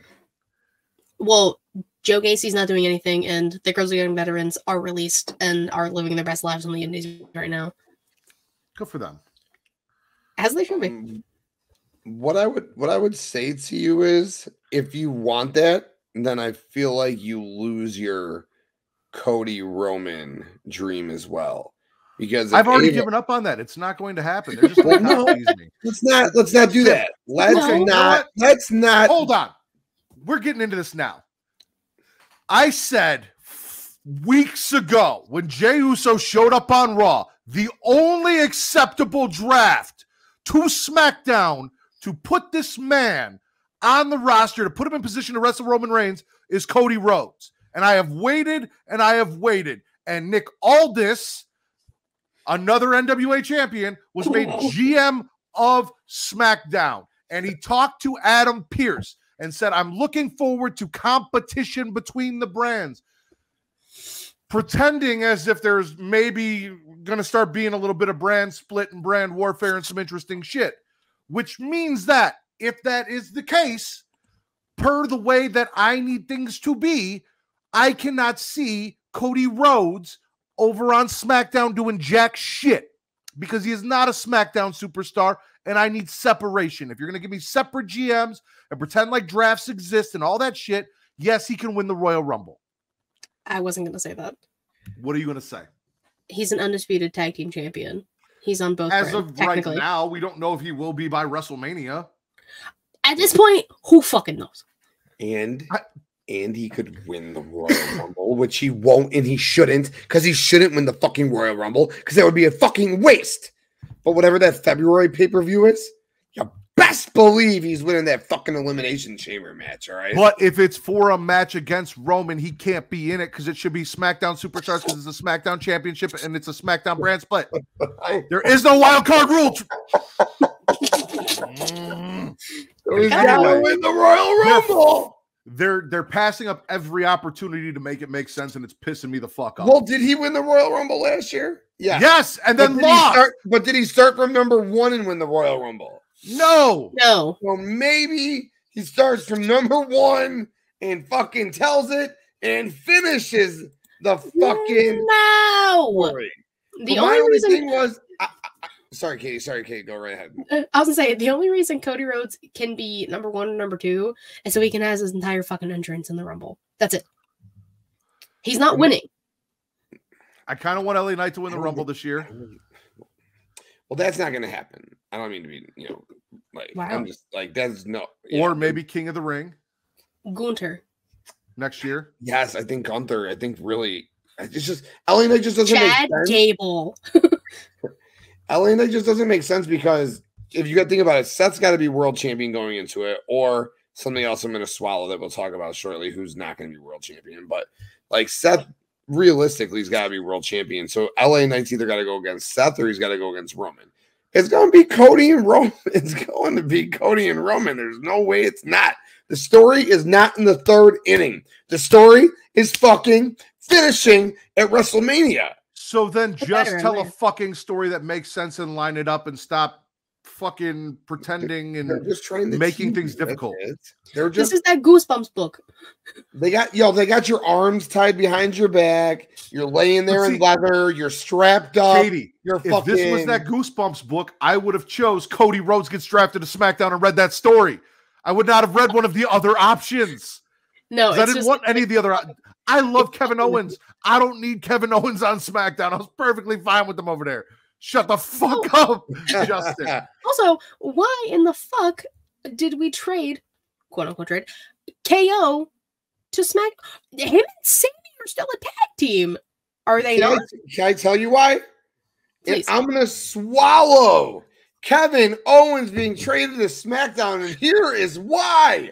At first, I was like, what the fuck are you trading Kevin Owens to SmackDown for? And then my brain hit, and I started to think. Reason is because Cody is coming to SmackDown. Cody is going to beat Roman for the world title at WrestleMania. Cody is going to need foes in the future. KO is going to hate Cody. You brought Jey Uso, that piece of shit, over to Raw. You had me fucking traded to the show. You took me away from my best friend. KO goes and beats that ass down. KO takes the title from Cody. Sami Zayn wins the Royal Rumble next year. Sami Zayn beats KO at WrestleMania 41 in the main event for the world title. Boom! That's why. In a year and 2 years in advance. I mean, it's going to be really hard to do when in 2 years it's going to be Gargano versus Ciampa after DIY breaks up for the title. But anyway, stop it! No, I said 2. I gave him 2 years, Katie. I gave him 2 years. Don't. No, I just got them back. Don't take them away again. Feel Seth would be fun for sure. If you guys want more of this inane nonsense, you guys can go over to patreon.com/creationworld, where for just $1, you get Return to Wrestling. Travis and I are recording the next episode on Sunday, the 16th. So if you're not watching this live, it'll probably be out after the fact. But it should be dropping next week. It is Uncensored 1998. Also, Travis and Mara doing Multiverse. $1, both shows, the entire back catalog, everything we've done WCW, including the new episode this month, which is Uncensored 1998, and everything that Travis and Mara have done, Multiverse, including their newest episode this month. Last month was Batman The Long Halloween. All of that will be available to you for just $1. And if you go up a tier or two, you're going to have to click on patreon.com/creationworld to find out what the other tiers offer you. They will all offer those 2 podcasts, but we got some other perks. One of those perks being our shows ad-free. So if you don't like ads, you don't like commercials, you don't want to, take a picture-in-picture commercial break, which we don't really actually kind of have, but you know what I'm saying. You're going to want to go subscribe to that tier and watch everything we do without the ads. But since you're watching us live, we got dildos, we got energy drinks, we got dog collars, we got all sorts of things to push for you, and we got promo codes to get them all. So without further ado, here is a message from our sponsor. Spice things up in the bedroom, then it's time to check out Adam and Eve. Because you see, Adam and Eve is the leading adult toy store that offers a wide range of products to help you explore your sexual desires. Whether you're looking for something to use solo or with a partner, they have everything you need to satisfy your cravings. From vibrators to lingerie, bondage gear to lubricants, AdamandEve.com has it all. And the best part, you can shop with confidence, knowing that all their products are of high quality and backed by a 100% satisfaction guarantee. That means whether you bought a dildo, sex swing, penis ring, vibrator, anal sex toy, bondage toy, couples toy, lube, or accessory, you can get a refund within 90 days if you're not 100% satisfied. No questions asked. And right now, as a special offer to our listeners, Adam and Eve is giving you 50% off almost any item on their website. That's right, 50% off. And if you act now, you'll also get free shipping. So go to adamandeve.creationworld.com and use the offer code erotica at checkout. That's erotica at adamandeve.creationworld.com for 50% off almost any item and free shipping. Don't wait. This offer won't last very long. The link is in the description. Attention dog lovers. Are you looking for high quality products to spoil your furry friend? Then you need to check out dog.com. Because you see, dog.com is the go-to online store for all your dog related needs. They offer a huge selection of dog food, treats, beds, and more. Plus they have products for all types of dogs, from puppies to seniors and everything in between. And the best part, you can shop with confidence knowing that all their products are made with your dog's health and happiness in mind. Dog.com only stocks top-rated brands that you can trust, so you can rest easy knowing your dog is getting the best. And right now, as a special offer to our listeners, dog.com is doing a big warehouse clearance sale. And all you have to do is go to dog.creationworld.com and you can get up to 80% off on all sorts of items like toys, treats, bones, harnesses, bowls, leashes, and anything else you can think of. So go to dog.creationworld.com and take advantage of this sale right now. Spoil your furry friend with the best products from dog.creationworld.com today. Link is in the description. Are you tired of feeling sluggish and unfocused throughout the day? Then it's time to try DUBBY, the ultimate energy source. DUBBY is a powerful, clean energy drink that is designed to help you stay alert and focused no matter what life throws your way. Whether you're a student, a busy professional, an athlete, or especially a gamer, DUBBY can give you the boost you need to take on the day or the night. It also contains important aminos and vitamins that canned energy drinks simply don't have. And the best part, DUBBY is made with high quality ingredients and is completely sugar-free, maltodextrin-free, and is keto-friendly. So you can enjoy the energy boost without any of the crash, jitters, or angst that comes with traditional energy drinks. Simply mix DUBBY with water and you'll have a delicious, refreshing energy drink that can help you power through your entire day. And with a variety of flavors to choose from, including Galaxy Grenade, Beach and Peach, and Dragonade, you're sure to find one that you love. So go to dubby.creationworld.com and order your DUBBY today. And for a limited time, use code CREATIA at checkout to get 10% off your order. That's Creatia at dubby.creationworld.com for 10% off. Try DUBBY today and feel the difference. The link is in the description. And we're back. I can't stand him. That was fucking great. Katie, spit or swallow. I didn't know Jason was here. That's crazy. It was my day yesterday. I thought I'd stop by. Just hanging out. Can you even drink in that mask? Oh, God. Anyways, I am swallowing Lola Vice versus Danny Palmer in the first round matchup of the women's breakout tournament. Lola Vice, the woman that you are. 10 out of 10. I think she's going to win the whole fucking tournament, if I'm going to be honest. It's her or Kalani. Like, 100%. And I hope the two of them face off in the finals. It's actually really hot under there. You think Lola Vice is winning the whole thing? Her Kalani, yeah. Jason does have mommy issues. And I have daddy issues. Here we are. So. And Jason also doesn't have a father, or his father left when he was very young. So there's that too. Oh my God. Are me and Jason twins? Maybe. Yeah, no, the women's breakout tournament's been fucking fantastic. I personally have my favorite. Miss NXT herself. Oh, Ariana Grace. Ariana Grace, yep. She hasn't had her match yet, right? Not yet, but I'm waiting for it. Probably this week. Yeah. Miracle from Milan's daughter. I can't wait. Which is insane to me. But yeah, no, that was all good. You know what else was really good, Katie? Big swallow for me. The fact that we've gone back to what made Chase U fun. Andre Chase losing his shit on students and swearing at them.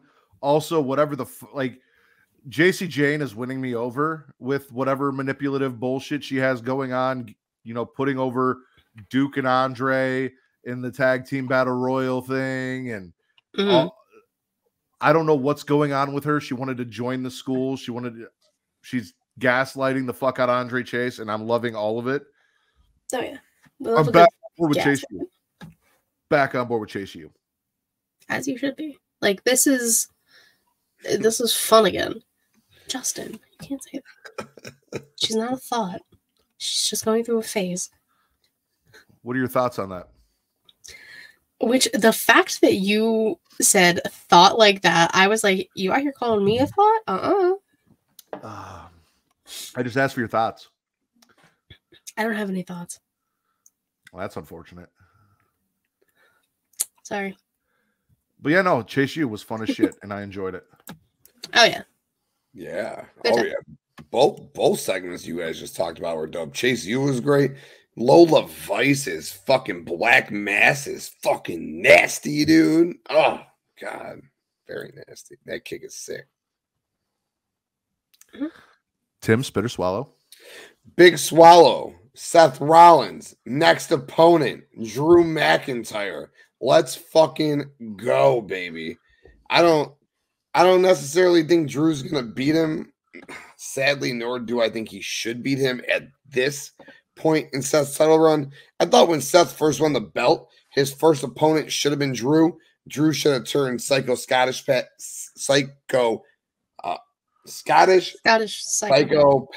Damn, that's tough to say it 5 times. But he should have went Scottish psychopath and fucking just killed Seth right away, won the belt, had Seth chase. Now Seth's a champ. He's got to hold this belt to WrestleMania.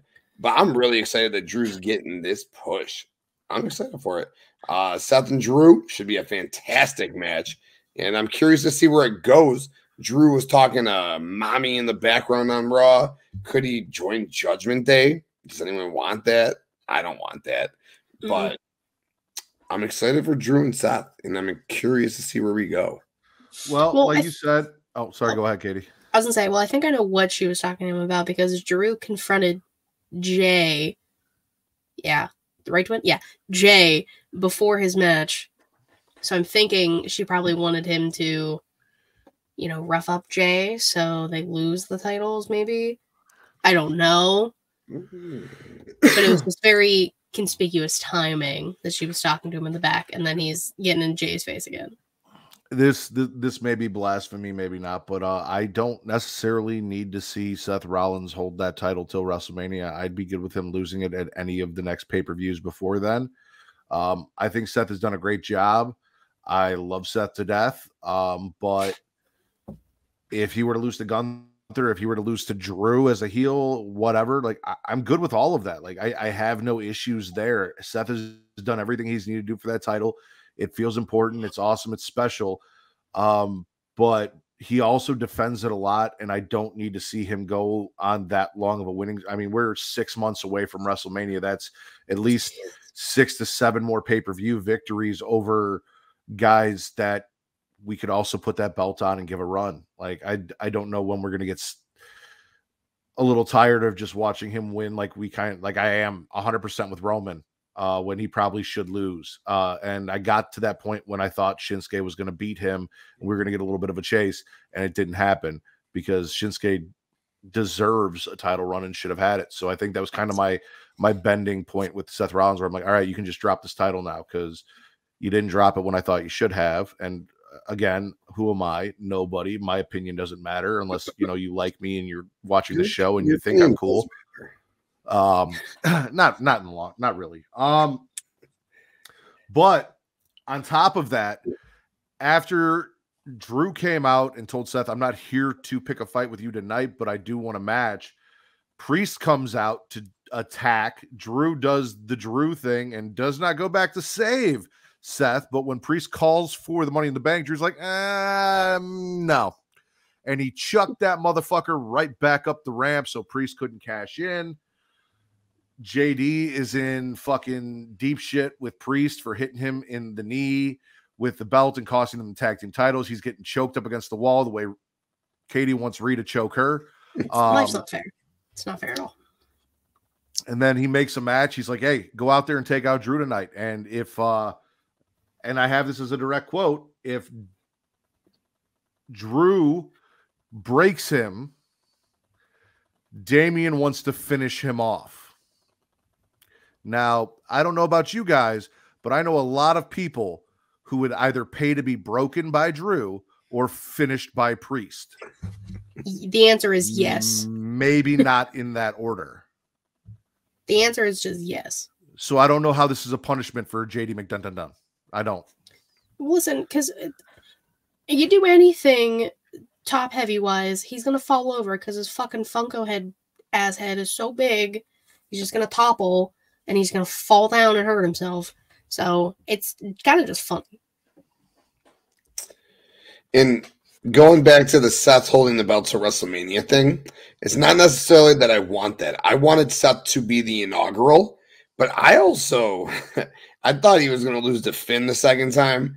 I thought he should have lost to Shinsuke the second time. I thought he should have lost to Shinsuke the first time. I definitely thought he should have lost to Shinsuke. A fucking face doesn't need a year-long title run, all right? The face gets the belt, and then they chase the belt. Seth got it, made it relevant, should have lost. Shinsuke for sure should have beat Seth. Without a shadow of a doubt in my mind, Shinsuke should have beat Seth. But I'm just thinking about it from a realistic point. Drew McIntyre is not getting his crowning moment in Saudi Arabia. That ain't happening, all right?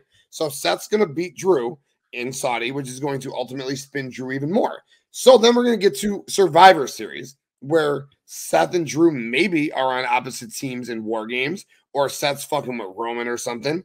We'll get to December. Maybe we get a rematch between Seth and Drew, okay? Seth retains over Drew. Get to the Royal Rumble. It's the Royal Rumble. Seth's wrestling a mediocre opponent. We know that. Royal Rumble winner, February. We're into WrestleMania. That's Seth's still champion, pretty sure. Maybe Gunther wins the Rumble. Gunther beats Seth at WrestleMania. Wow. I just don't see Seth losing the belt because it seems 6 months seems like a long time, but it's really not a long time. It is. It really is. It's 6 more people he's going to beat, and I'm not okay with that. But you mentioned something about the pay-per-view coming up in Chicago that Katie decided that she was going to go to a Collision over watching. In my defense, I didn't know it was the same day until after I bought a ticket, and I'm not giving up my ticket that I paid money for. Neither here nor there. Are you coming to see CM Punk? No. See, oh, my bad. That's just what I'll be screaming all night. We talked about Nick Aldis being the GM and saying, do not, unless Nick Aldis comes out next week and says, from now on, this is SmackDown and only SmackDown superstars or people holding the tag team titles are going to be on this show. We will not be seeing people from Raw coming and running around on this show. He's cracking down. It's done. It's over with. Do not do any brand versus brand, Seth versus Roman bullshit, because it means nothing. And it's a waste of time to say, oh, brand supremacy when you've got guys from Raw running around on SmackDown. You've got guys from SmackDown running around on Raw, girls from both shows showing up down on NXT. Like, none of it matters, and I don't want to fucking see it. I might not, if you give me brand supremacy, I might just not watch that show. I'm not gonna lie to you. I will, you know how I feel about a fucking brand split, and you guys ain't giving it to me. You cock teased me with it. What if Triple H came out and said shit? What if they have to do it for real though, Tim, and they haven't. So I don't know. Give it to me now. I know, but what if this time? What if this time under Triple H, and that is why he has established Adam Pearce, who is so. What bothered me was that these fucking guys didn't get entrances. Adam Pearce has served you for 3 years. Where is his? Just walk down. Nick Aldis, introduce him. What the fuck? I digress. Well, to be fair, he tried to like 4 times, but Dom kept getting booed. So, well, and the crowd didn't know who the fuck he was anyway. So I know what you're saying, but here's the thing: we're too far into the year to all of a sudden say brands matter and make it mean something. I agree with that. We can do it next year. You have from now until Survivor Series 2024 to make me believe that there is a definitive brand split and there's an actual competition and there are lines drawn and this shit matters. But next month is too early to make me give a shit. And like I said, unless Nick Aldis comes out and lays that down, if it just stays the way it is and Cody and Jay keep coming over to SmackDown to start shit, even though they're the tag team champions, and Judgment Day keeps showing up on SmackDown for shits and giggles, and all this bullshit that we've been seeing back and forth, Solo and Paul and Jimmy showing up on they even stopped saying that Paul Heyman had a visitor's pass. They just said fuck it and got rid of that. Like, if we keep doing that shit, I don't want to see it. I'm probably not going to watch. I don't even care if they say CM Punk's going to be there. I'll watch the highlight on fucking YouTube. You are lying. I'm not lying. Listen, Tim, you have no idea how hard this brand split hatred. I know you hate the brand runs split. with I understand. No, I hate that they don't fucking do it. That's what I hate. know. They don't fucking follow through with it. Which is bullshit. There's never been a brand split. Well, like you have a whole ass draft that spans 2 shows and you don't do anything. It means absolutely jack shit. Pointless draft. It's so honestly. Katie, spit or swallow. I'm gonna swallow Becky Tegan on Monday Night Raw and Xia Li appearing after how long? Finally, I've missed my girl so much, and like I'm not gonna complain if we get like her and Becky next week, just whatever. But Becky and Tegan, hell of a match. I love Tegan. Tegan didn't win. I didn't expect her to because it's Becky. But I got Tegan in a championship match on Monday Night Raw when a shit ton of people hate her for whatever fucking reason. I love Tegan. People hate Tegan. That's wild. Yeah. But I got my match. And I liked it. Is this also one of those instances you were talking about where blonde heads are in places they don't belong? Because Xia Li showed up and confronted Becky, and we were excited about that. And then Becky defeated Tegan, and then Tegan went and had to cry over her broken knees in the back. And Disco Ninja Sex Party and Natty showed up. No, listen. And they were like, hey, it's okay. We all lose sometimes. Natty loses all the time. I understand. I feel you. And then Chelsea and Piper come up, and Chelsea starts squawking. And then Natty steps up, and she's like, I'm going to beat your ass. And Chelsea's like, but you can't beat my ass because, hey, Piper. Hey, Piper. Help. And then Piper's like, yeah, no, you got to fight me. No, I actually did forget that Natty was involved in this in any capacity. I kind of just blocked Natty out at this point. No, I was talking about another blonde on the other show. Oh, all right. Well, let's talk about that because this is the last thing I have from SmackDown. I am spitting the fact that Nick Aldis, as the new general manager of SmackDown, has decided that he is just going to start doing Charlotte's job for her. She didn't even show up and ask for a title match. He just moved her back to the front of the line for shits and giggles. He's like, it is of my opinion that if Damage Control hadn't gotten involved, you'd be champion right now. So we're going to give you a rematch. And to Charlotte's credit, she even said, I mean, the ref's decision is final. It is what it is. I've lost before. It's cool. And he's like, no. Fuck Katie Kinsey, baby. Charlotte, you're getting another title match. And then in comes Jade Cargill for her 3rd appearance in less than a week because she was at the pay-per-view, didn't do shit, just showed up, got greeted by Triple H. Then she showed up on NXT, same thing, got met by a DX member in a parking lot, which I can tell you, if this was back in the day, would not have been a good look for her because she probably would have ended up pregnant if DX was meeting her in a parking lot. And then shows up with Triple H again on SmackDown to be introduced to Nick Aldis, and they have their little face-off, their little stare down, their little Young Kings wrestling booking on live TV. Shout out to Wreak Havoc and TC. And Katie, how did that make you feel seeing those two stare eye to eye, face to face? I mean, it's the fact that somebody's like quite literally like eye to eye with Charlotte is, besides like I think the only people who would be tall enough would be Raquel and Rhea, and like we've seen that. I have no issues with Jade, and they're treating her like a star, and we haven't even seen her in the ring yet, which like good. I don't want to see her in the ring yet. Like give her more time to train. But that's the match that everyone has been talking about, and I would have no issues. But I swear to fucking God, if Charlotte wins, I'm raising all types of fucking hell everywhere. What if, hold on, Charlotte defeats Io, gets that 16th championship, ties her daddy's record, and then loses to Jade right off. I'm not saying right off the bat, like not the next night or whatever, but like Jade comes in and just whoops Charlotte's ass and takes that belt off her. No, it's too early for Jade. Is Charlotte's a 15 or a 14? I think she's a 15, but I could be wrong. It might be 14. I think she's got to get 2 to get to 16. Bakley, are you still here? You know these things. I think she's 14, but I could well be wrong. Regardless, if she wins next week, Vince might do a show alone.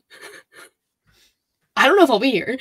If this bitch wins that title again, I'm going to lose my fucking First mind. and foremost, you know you're going to be here just to lose your shit live on air about her winning. You're not going to pass up the opportunity to Well, yeah, because I can't wait a week to do it on my own show. Exactly. So you'll be happens here. on Fridays. I'm just like, be annoyed.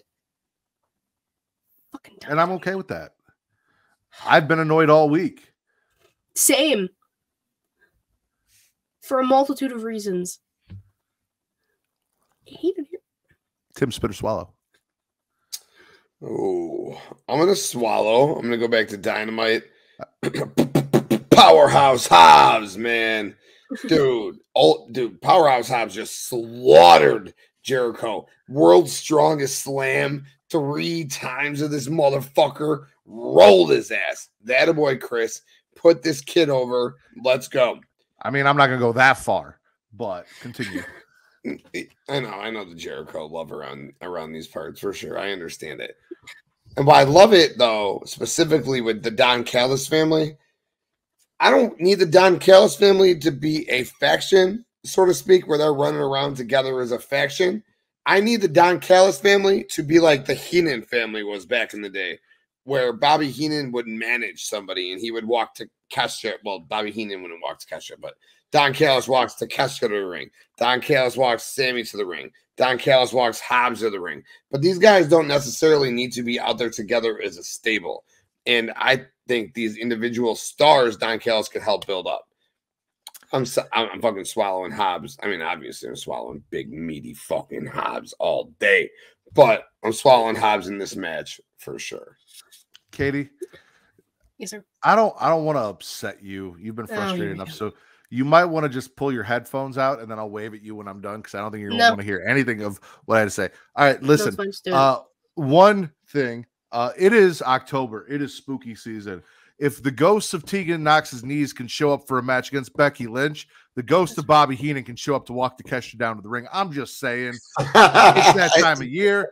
I have gone on record as saying that as soon as they said fuck Kenny Omega and Chris Jericho, I was Team Callis. Then they grabbed Powerhouse Hobbs.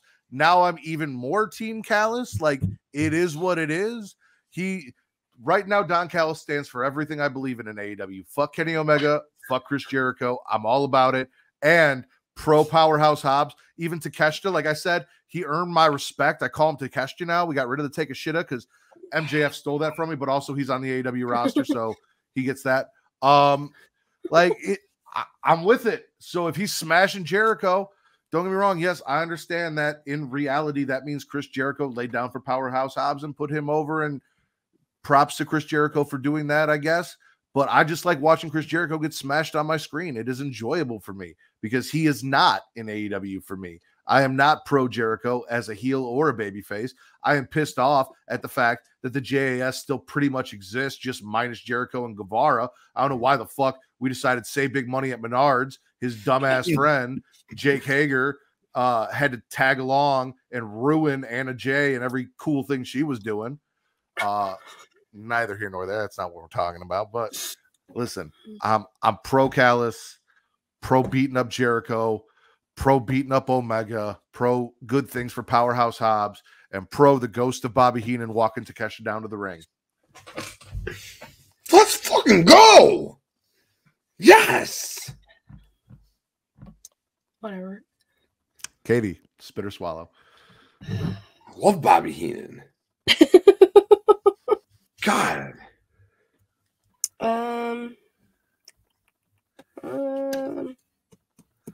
I got 3 things left, so. And I was really waiting for Tim to say that because I asked him about that earlier, and then he's like, yeah, I got it, and then he didn't go back to it. I'm like, did he forget? So I'm glad. No.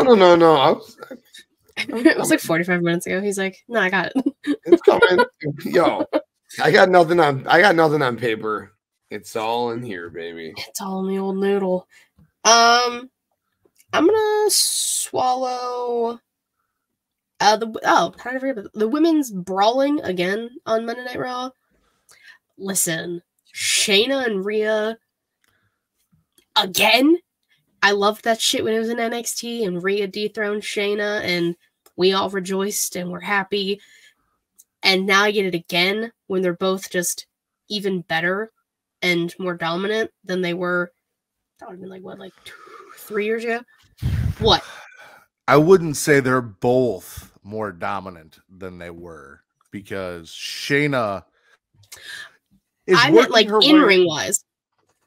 Again, Shayna's working her way back. That Shayna Baszler was unfucking touchable in NXT. This Shayna Baszler has not been, but they're working her back up. So I can't put her on the more dominant in the ring because she has not been. But I am all for this.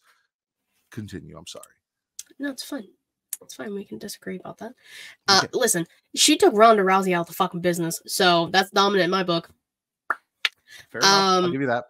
Yeah, give me that one, please. And then, like, I mean, obviously, like Nia and Raquel, like the four of these women just beating the absolute shit out of each other. Fun for me. I love it. Can't deny it. And we get like Rhea and Shayna 1-on-1 next week. It's probably going to lead to a fatal 4-way if I were to guess. I don't know if they'll do it at Crown Jewel. Maybe. I think that might be a little too soon. I say fuck it. Let's let the four of them brawl in Survivor Series just for funsies. Because if you're not going to put Rhea in a War Games match, then I don't care. Oh. I've been saying I want a mixed gender War Games match, and they have not given it to me yet. Do you think they're going to do a women's War Games match? I haven't thought about it because they haven't built a fucking angle towards it. Do you think this, maybe the four of them, they're all heels in retrospect. Do you think the four of them end up beating the fuck out of each other, respect each other, and it's Survivor Series, 5 over here from Raw and 5 from SmackDown end up in War Games or something? It doesn't make much sense. And the only way I could see that happening is if you have damage control, which is 3, and Dakota might not be fully cleared by then because, like, she's still not cleared. That's why she's not really getting involved in anything. So you would need 2 more with damage control, which I don't really see that happening. So I don't necessarily think we're gonna get a War Games match with the women, which fucking sucks because we should. Charlotte, Asuka, Bianca, Bayley, Io. Sorry, my bad, brother. You good? People are gonna hate this, but this is what I want. Brand splits don't matter. We have 2 factions. We have the Bloodline. We have Judgment Day. We saw the start of and then breakdown of an alliance between the two. Roman needs something to do that doesn't involve his championship.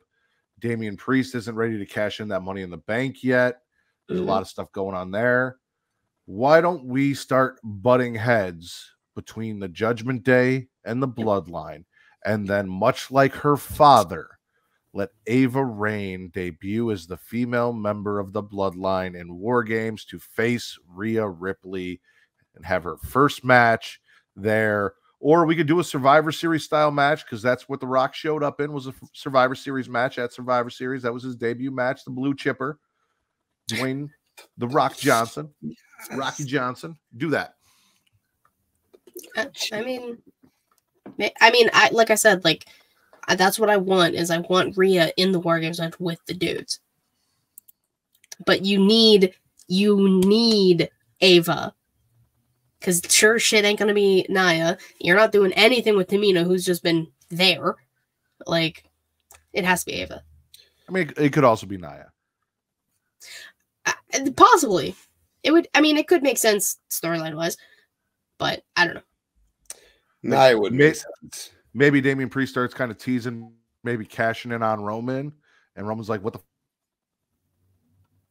It gets kind of... Oh, I froze. There we go.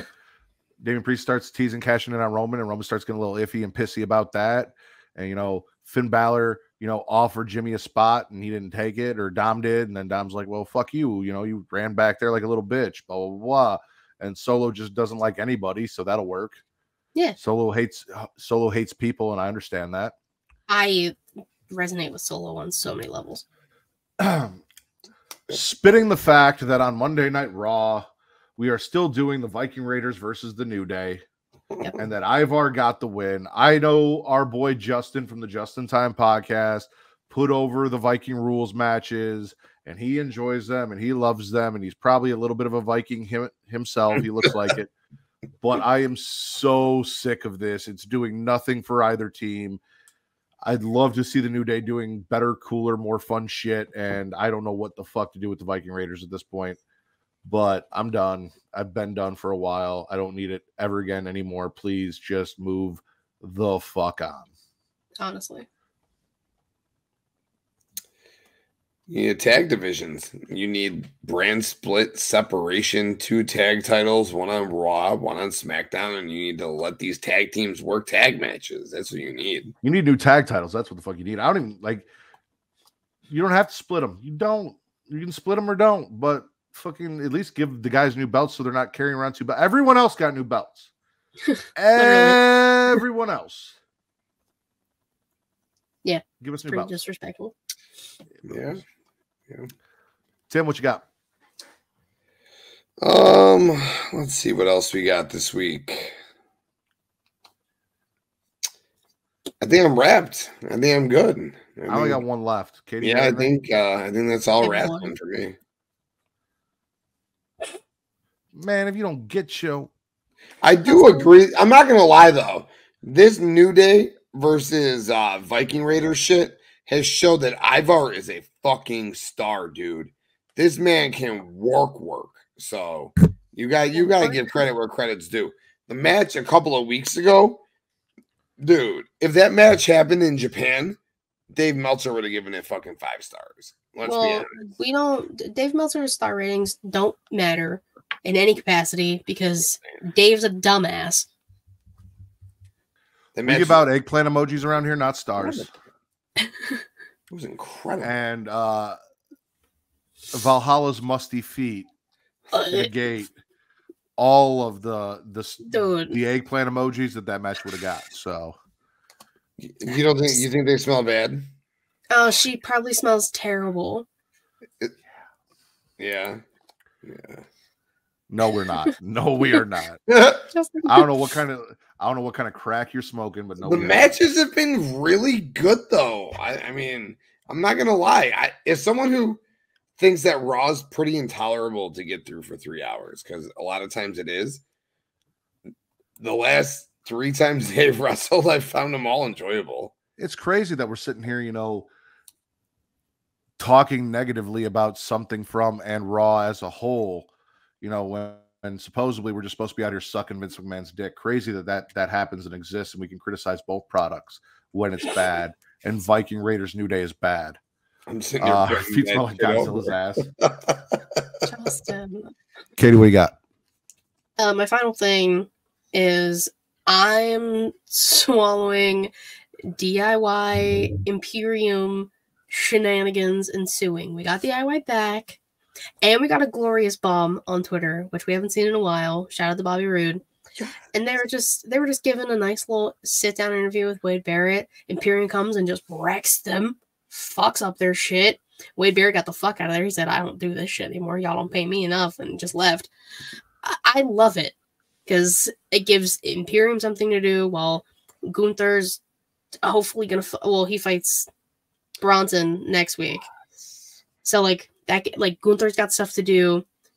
Giovanni Vinci and Ludwig need something to do. Well, Ludwig's stealing Giovanni's whole gimmick as is. So. Which is absolutely insane. Kaiser rolls just like, hey, you remember that stuff that Giovanni did down in NXT? Yeah, I do that now. I was so surprised they did that. I was like, damn, y'all did Giovanni so dirty. A proper tag division would make them have a fucking significant role. As you know, here at Smackin It Raw, we are pro DIY, baby. Love us some Gargano and Ciampa. So I agree, Katie. I agree. We also had a little bit of Candace going up to talk to Adam Pearce and try and figure out hey, is everything okay? Can you give me an update on? Yeah. And Indy was there for some reason because she's still That's their daughter. Not really anymore. We kind of lost it. Where the fuck is Dexter Loomis? What the fuck? On some like TV show. Where Masked Singer? No, he's like on a TV show and he's talking, Matt. What TV show? I think it's like called like Tacoma Heights or some shit. I'll look it up. Tacoma FD? Continue. Yes. The people that did Beer Fest and fucking Club Dread and all that, their show? Yeah, I think so. I think so. I'll double check. I did not know that, but now I want to go watch. I keep seeing clips on Twitter, and I'm like, I'm not gonna watch the show, but like I'm kind of intrigued. Yeah, Send them Tacoma the next FD. one, too. Yeah. No, the blonde in that's really hot, and I really like everyone in that, the actors. And by the blonde in that, I mean Dexter Loomis. You know, I'm with you. Pro all that. I don't know why Indy was there. Also, somebody showed up and like interviewed them, being concerned about, you know, the health of Johnny Gargano, and told them to get the fuck out of here. Why are you even here? That was the whole thing. Disrespected them. Yeah. Rounding out and finishing off Monday Night Raw, I am swallowing the main event, which was for the tag team titles, KO and Sammy versus Jay and Cody. KO and Sammy came out, gave Cody and Jay props, said they want a tag team title shot. KO basically said he'd ask for it tonight, but he knows that Jay doesn't want to lose those tag team titles to them for a second time. Cody's like, we can do it tonight. Fuck it. Like, let's go. And Cody and Jay won, and they retained. Yep. Great tag team match. It was the last match of KO Sammy as a tag team. It ended. KO moved to SmackDown. But KO showed Jay respect at the end. Yes. He did. And they're going to team one more time inside of War Games at Survivor Series. I'm very confident. Man, Raw so long ago, I could have had a couple more swallows for sure. Katie, you hit it on the head. I'm glad you hit it. Fucking Gunther and Big Bronson Reed. Oh, big meaty men slapping meat. Oh, God, am I excited for that match on Raw this coming week. And that main event on Raw this past week, dude, that was fucking incredible. The match was great. Katie, you said the props after the match, they'll all team together one time. Jay, Cody, Kevin, Sammy, they'll be together once more. War Games, and then they will go their separate ways. It's the Avengers. 41. It's the Avengers. They need Cena. Katie, what was your favorite show you watched this week? What was my favorite show this week? I think I'm gonna go NXT. Tim? SmackDown. Very enjoyable show. Paul Heyman, John Cena, The Undertaker, Shotzi Blackheart, Asuka, more women's wrestling than one match. Gotta go NXT.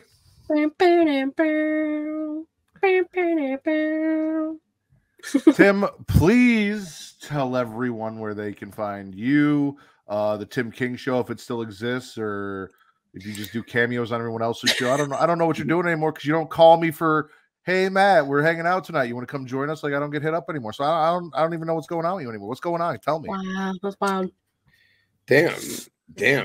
I feel really bad right now. That just like kind of put me down. That was like all positive. Now I'm just kind of like, oh man, deflated. No, I love you, bro. You're fucking incredible, dude. You're the best. Katie, this has been awesome hanging out with you again. And of course, my brother, thank you for inviting me back on the show.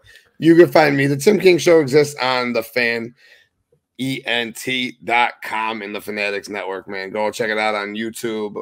We're on all audio aspects as well. Spreaker, Spotify, Apple Music, iHeart, the website again, thefanent.com. Sports, wrestling, entertainment, the works. We're live 7 days a week doing all sorts of great stuff. You like fantasy football, you like NFL, you like wrestling. We talk all wrestling. Just really enjoyable content from a bunch of awesome, really good content creators. Go check it out. Katie, plug yourself for everybody. Okay. You can follow me on Twitter at KatieRousing13, Linktree and Bobsy all things She Late Showcase, Twitch.tv/She Late Showcase, and YouTube.com/She Late Showcase, typically Thursday, 6 p.m. Eastern. Patreon.com/Shield Showcase, where you can see Matt and I talk about childhood traumas, basically, with ghosts and scary things. That will drop on Monday. I have to edit it still. I'll do that tomorrow, but that'll be out, and you can check out the previous one with Vince, DC, Reek, and I talking about Law and Order SVU. New podcast every month, not wrestling related, because I'm really sick of wrestling right now, so that definitely helps. And I'm always here. So, all right, Katie. About an hour and 54 minutes into this. Write that down because you're going to want to cut this, clip this, and post this on your Twitter later. Allow me to say something real quick about Miss Katie Kinzy Baby.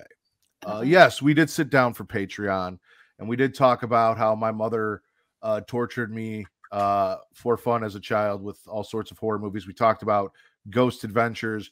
We talked about all sorts of fun shit. It was a great time. It is worth your money to go check out her Patreon. Same with the SVU. I talk about it all the time. I tell you guys, go subscribe to her Twitch. Go subscribe to her YouTube so she can do all this. I wouldn't have Katie on every fucking week if she wasn't one of the best out there. I don't fuck with people that suck. I don't. The people that come on the show are the people that I think are the best in the game. If you get an invite from me, it's because I think you're fucking awesome.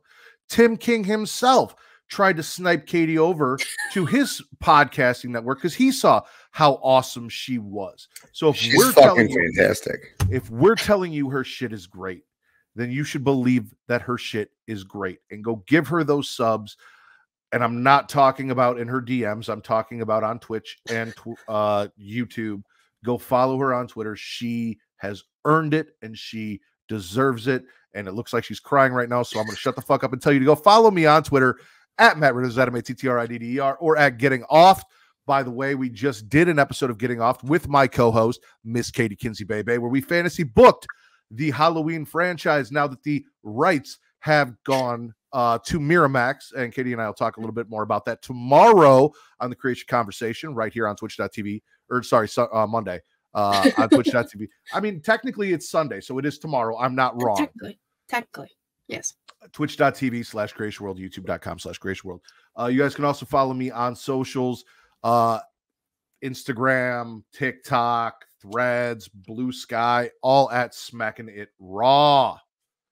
For Miss Katie Kinzy Baby and the Tim King, I am the patron saint of podcast and the word Mad Ritter, and this has been your #1 wrestling podcast on Pornhub.